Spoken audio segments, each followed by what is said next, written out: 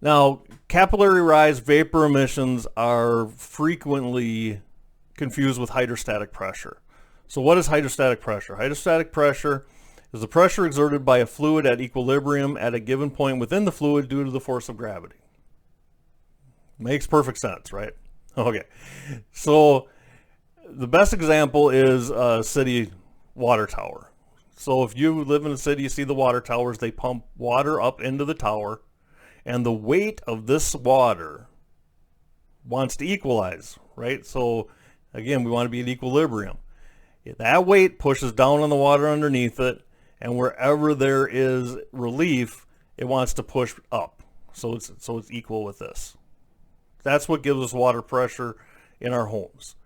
That's hydrostatic pressure. In nature, we'll have a wellhead that's higher ground. So you'll have precipitation here, absorption into the soil. All that water weight is pushing down on the water that's underneath, and when water is running through, again, this weight can cause that water pressure. This is an artesian well. So if you have this pressure, there's nowhere for it to come out, and all of a sudden it's got room.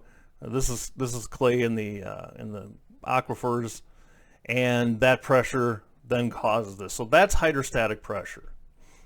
Pressure caused by static water, the weight of that water, and gravity pushing down, and then where there's relief, pushing it back up to equalize. In a home, where we can see hydrostatic pressure is most frequently in basements. We've got a clay pan here, so anything that's that's a expansive soil, absorbs water.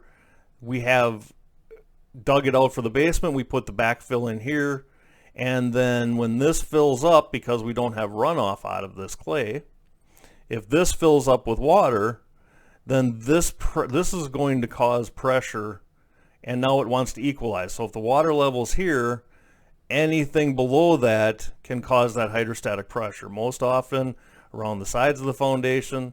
If that water level is high enough, you can have it through bricks and cracks in the concrete of the basement. But this is literally pushing water up through the slab. Hydrostatic pressure. Really, really, really rare to see hydrostatic pressure in a flooring installation. Has to be below grade.